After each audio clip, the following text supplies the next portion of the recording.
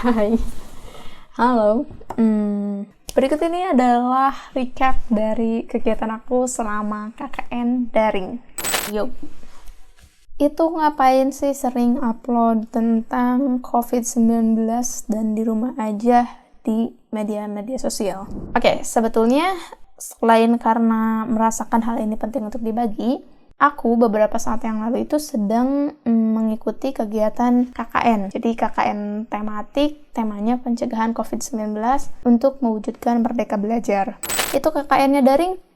Iya betul, KKN-nya daring dan mandiri, seorang-seorang itu. Dan yang paling aku suka itu adalah di daerah masing-masing. Jadi kayak punya kesempatan untuk melakukan KKN di wilayah sendiri gitu. Itu ngerjainnya sendiri apa enggak? Enggak juga sih sebenarnya, meskipun mandiri, tetap aja kita bekerja sama dengan mitra-mitra yang berhubungan.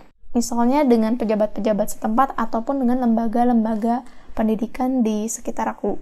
Tepatnya kalau perlu disebutin itu dengan RT, RW, kepala desa dan jajarannya, staf-stafnya. Terus juga dengan OSIS di alma mater aku, RGUG SMA Plus Mualimin. Lalu dengan BMKT UPI, sempat bekerja sama juga.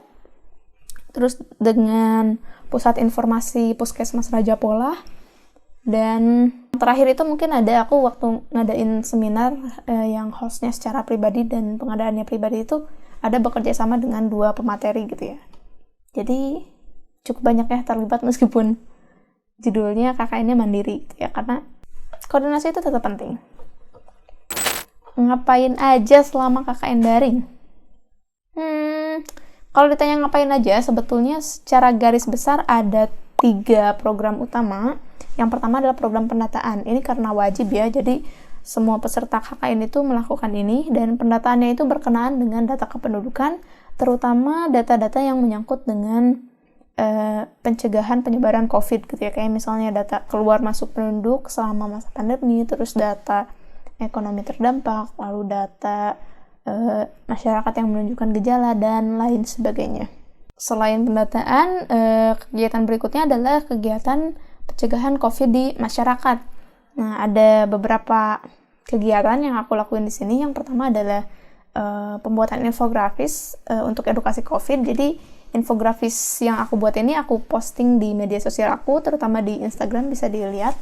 Tentang info-info COVID, tentang kiat-kiat pencegahan COVID, dan mungkin memang nggak terlalu banyak ya infografis yang dibuat. Terus selain pembuatan infografis itu, aku juga sempat mengadakan seminar dengan BMKT UPI dengan tema Remaja Muslim Bagaimana Kita Memandang Pandemi. Mungkin karena memang sebetulnya sempat aktif di Ormawa Keislaman, jadi diajak kerjasama untuk mengisi materi di seminar online itu. Maksudnya diskusi online sih kalau itu. Nah, berikutnya pencegahan COVID di masyarakat juga ada kegiatannya, adalah kegiatan pembagian APD. Enggak APD sih, berarti kalau misalnya aku kemarin ngebagiin hand sanitizer itu pembagian alat kebersihan ya, ya kayak gitu hanya di lingkungan sekitar aja, dan mungkin nggak banyak, cuma beberapa puluh gitu, karena memang menyesuaikan dengan dana dan sumber daya yang kita miliki masing-masing gitu ya, jadi tidak terlalu memaksa dan saklek harus gimana gitu ya. Dan terus mungkin jenis kegiatan yang ketiga adalah kegiatan penguatan pembelajaran daring, karena sebetulnya di saya ada beberapa sekolah, tetapi memang kebanyakan itu aktivitas pembelajarannya memang sudah kurang aktif, dan udah ada yang PAT juga bahkan waktu masa KKN itu. Jadi penguatan pembelajaran yang aku lakukan itu bekerja samanya tidak secara langsung dengan lembaga sekolahnya, tetapi dengan OSIS-nya. Jadi bekerja sama dengan program OSIS di alma mater aku. Kalau di aku bukan OSIS sih, namanya RKUG gitu ya. Jadi sama bikin seminar juga kayak gitu, dan isinya itu tentang belajar mandiri di tengah pandemi gitu. Terus di penguatan pembelajaran daring juga aku bikin video pembelajaran. Mungkin videonya nggak terlalu materi isinya, tapi lebih ke soal kiat-kiat belajar matematika dan didasarkan pada hasil observasi ataupun pengamatan yang aku lakukan ke lingkungan sekitar gitu ya.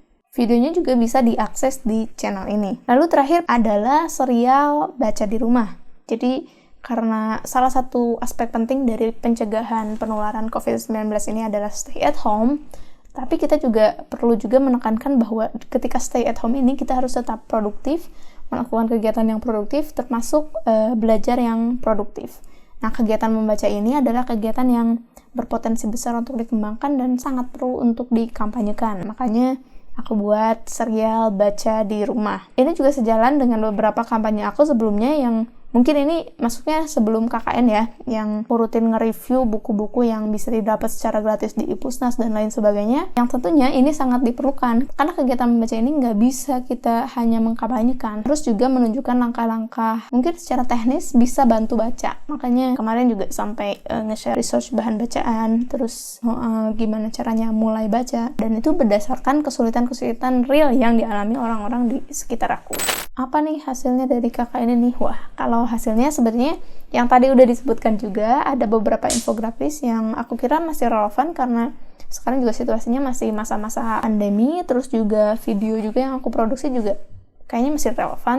Selain itu harapannya, karena mungkin di KKN ini ada beberapa fokus yang aku bidik gitu ya, terutama soal kegiatan belajar di rumah selama pandemi dan soal kebiasaan membaca gitu ya, karena kan selama pandemi ini sebetulnya setiap orang di antara kita hampir memiliki tambahan waktu luang yang itu keren banget kalau misalnya bisa dimanfaatkan untuk baca. Nah, sepertinya kampanye-kampanye ini yang aku mulai dari KKN ini akan secara berkesinambungan dan mungkin bisa bantu teman-teman lain di sekitar aku untuk mulai baca ataupun melakukan aktivitas pembelajaran lain dari rumah aja. Rame gak sih KKN daring? Kalau rame enggaknya sih tergantung, dan mungkin aku lihat ya sudah mulai ada beberapa kampus lain yang juga menyelenggarakan KKN daring ini. Jadi mungkin kegiatan yang aku lakukan ataupun yang dilakukan oleh kawan-kawanku dari UPI yang sama-sama KKN sekarang itu bisa menjadi salah satu contoh acuan gitu ya, karena ternyata kalau misalnya aku lihat dari teman-teman aku tuh keren-keren juga ya. Ada yang bikin lagu, ada yang bikin ada yang bikin aplikasi, ada yang bikin alat pokoknya keren-keren deh. Kayaknya mungkin nanti UPI juga mempublikasikan hasil secara keseluruhan KKN ini apa aja. Untuk kegiatan yang aku lakukan, ya tadi sesuai yang dijelasin, dan semoga bisa jadi insight juga buat kamu yang mau KKN daring ataupun yang penasaran KKN daring itu kayak gimana. Kayaknya udah ya. Jadi memang video ini cuman dokumenter aja ya buat nge-recap kegiatan selama KKN. Sorry banget atas berbagai kekurangan selama melakukan kegiatan. Semoga bisa bermanfaat untuk kedepannya. Dan jangan lupa untuk selalu jaga kesehatan dan tetap jaga keamanan. Jangan lupa tetap stay at home dan sampai jumpa.